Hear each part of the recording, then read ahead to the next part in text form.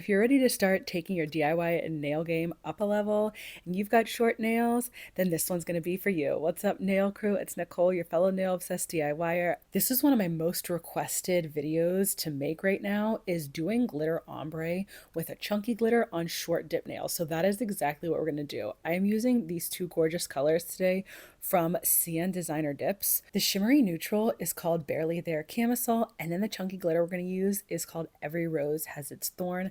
I'm definitely feeling the Valentine's type mayonnaise right now, and as soon as I saw this glitter, I knew exactly what I wanted to do with it. So the first thing I like to do is start with doing my light color. So whatever I'm going to use that's not the chunky glitter, that's what I'm going to start with dipping first. And since my nails are really short and I have a thin layer of builder gel down on my natural nails, all I need to do is 2 dips of each color. So what you want to do, regardless of how long your nails are, but especially when they're short, you really want to make sure that you wipe a majority of the dip base off your brush before you apply it down onto your nail.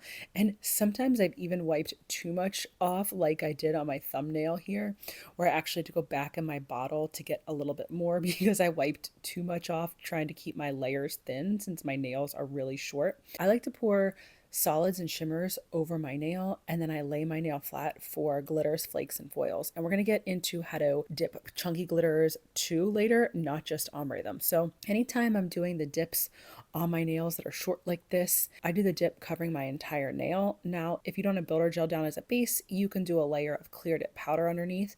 That often helps people with better adhesion.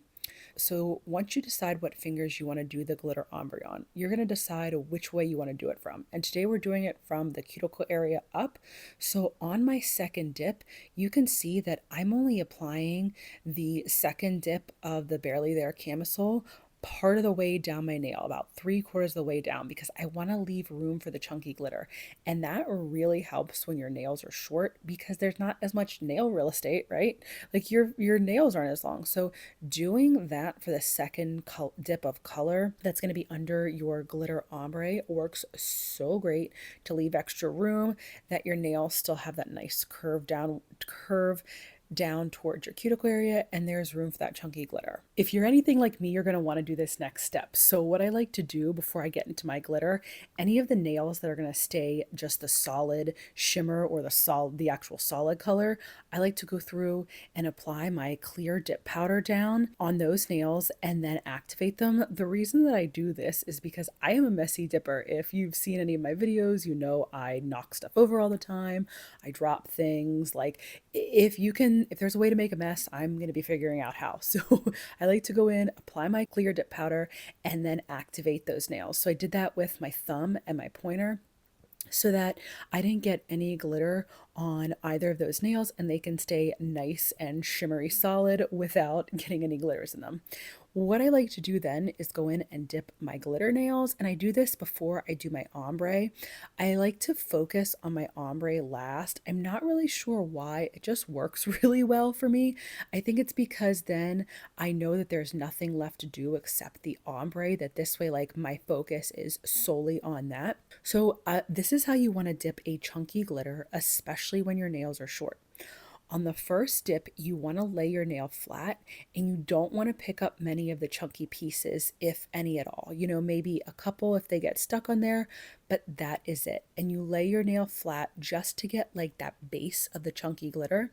Then your second dip, you're really going to shake the chunky glitter pieces of the dip up to the top, kind of like tap the powder so that those chunky pieces float to the top. And I'm using the SJ3 small dip cup liners. I'm absolutely obsessed with them. They are literally a game changer, a lifesaver, because when I was using cupcake liners, I would knock those stinking things over all the time.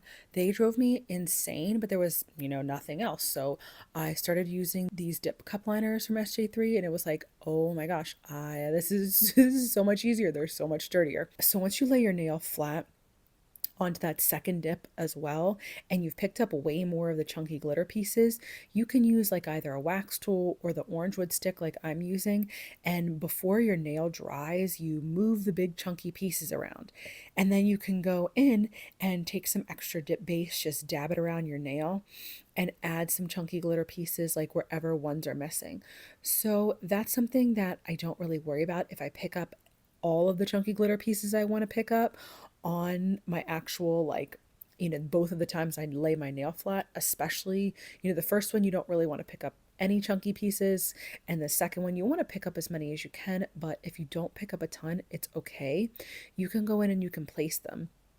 Now, I do way more finagling, placing, like moving glitter pieces around when my nails are short because I want it to look more even. I don't want it to look super chunky and thick when my nails are short. And I feel like when your nails are longer, you can get away with way more.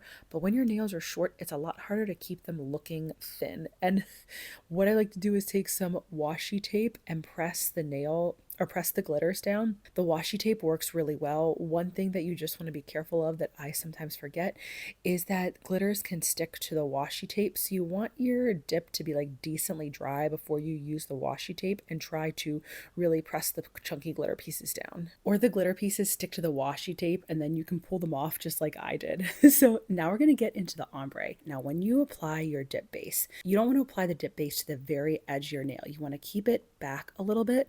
This way, if your ombre gets a little bit too heavy, you don't have it at the very tip of your nail. And you take your ombre brush, dunk it in the glitter, and start tapping. Now, a lot of times people say to have your nail pointed downwards when you tap, but when your nails are short, I actually have my nail kind of flat to slightly pointed up.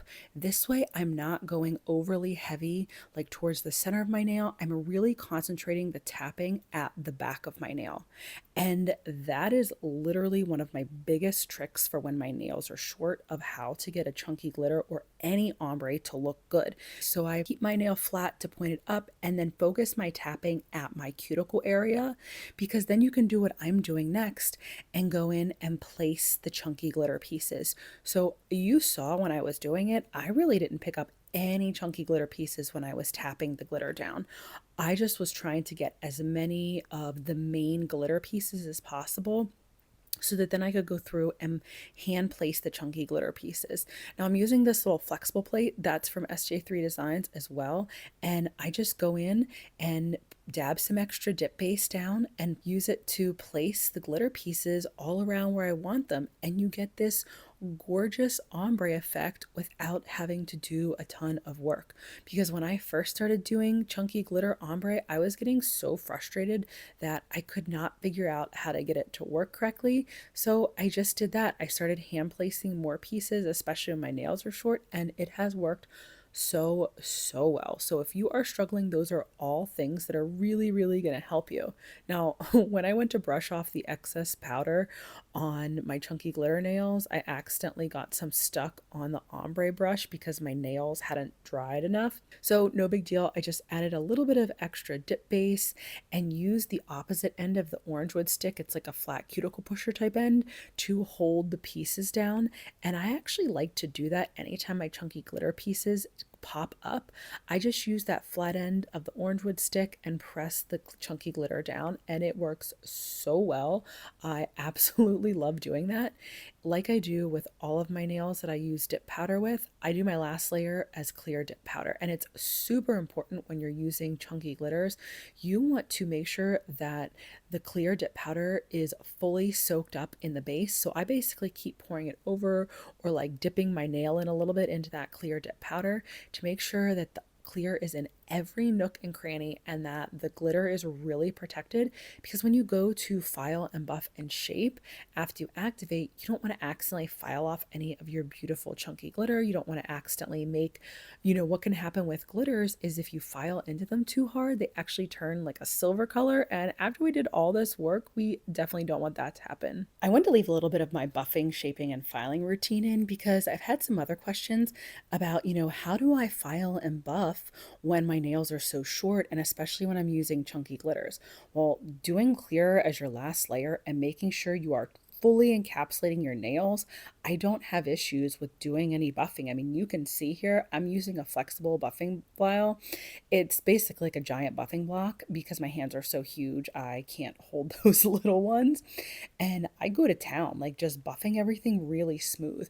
One thing that I make sure that I do when I'm buffing, regardless of how long my nails are, is I really buff in a C curve shape so that the sides of my dip powder flow down towards my sidewalls. And once they go around my nails and like fix up the shaping a little bit, make sure it looks good after I dipped, since dip adds some bulk, I'll go back in with a flexible file or buffing block if you like those little ones, and really buff again to make sure that the sides are buffed down. Now, this is one thing that I don't keep secret, but this is how I get my perfect cuticle lines. I use an e-file. I am not a dipper who can do these perfectly beautiful cuticle lines on the first shot, do a little bit of filing around them, and they look amazing. Yeah, that's just not me, okay? I'm way too messy and sloppy, even after 5.5 years. So I like to use a cuticle bit, a drill bit, to go around my cuticles. Now, the one that I'm using here is a 5-in-1 carbide bit. I absolutely love it. I was using something sharper, but I realized that, like, why do I need to do that when I can use one that's gentler? And since I'm so rough with everything, this is like way better for me. I'm still able to get beautiful cuticle lines with this. And then I go back in with my buffing block and buff along the sides again to make sure everything is still flowing down towards my sidewalls so I don't have any weird ridges on my nails. Everything that I use in this video, I will link in the description. Sometimes I forget to say that, but if I do, don't worry. If you're watching one of my videos, everything is going to be linked.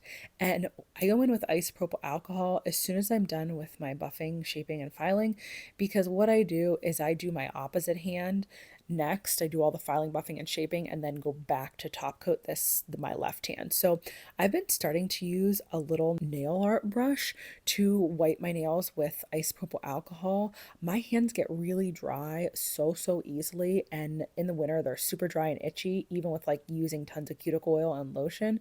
And using that little brush with the alcohol, isopropyl alcohol on it, instead of like just spraying my whole hand with isopropyl alcohol, I've noticed that my skin is less irritated and less dried out. So you can do that. You can spray them with isopropyl alcohol, whatever you want, but you want to clean all that dusting powder off.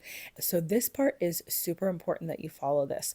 Whatever brand of dip liquids you're using, follow their top coating instructions. The top coating for dip brands is going to be a little bit different in between each brand. So yeah, you might find some that have similar top coat timing, but a lot of them are different. So if you try to use the top coat timing for one brand on another one, it's most likely going to go wrong. So just follow the instructions for the brand that you're using. For the CN Designer dip liquids, you do activator on 5 nails, wait 60 seconds, then go in with your first layer of top coat in like 2 to 3 thin, quick strokes. You want to make sure that they're even. I always cap my edges, and then you go thumb to pinky for the activator, wait 60 seconds, thumb to pinky for the first layer of the dip top coat, wait another 60 seconds, and then go back in for your second layer of top coat, making it like more detailed, a little bit slower. You want to make sure that you really get it everywhere, and cap your edges again to help your mani last as long as possible. And floating the dip top brush over the nails when you're doing the top coating is a big help as well to keep your dip top coat from contaminating. If you're still struggling with basic dip application, check out my next video and I'll give you my 12 tips for a perfect dip manicure. Thanks for joining me today, nail crew.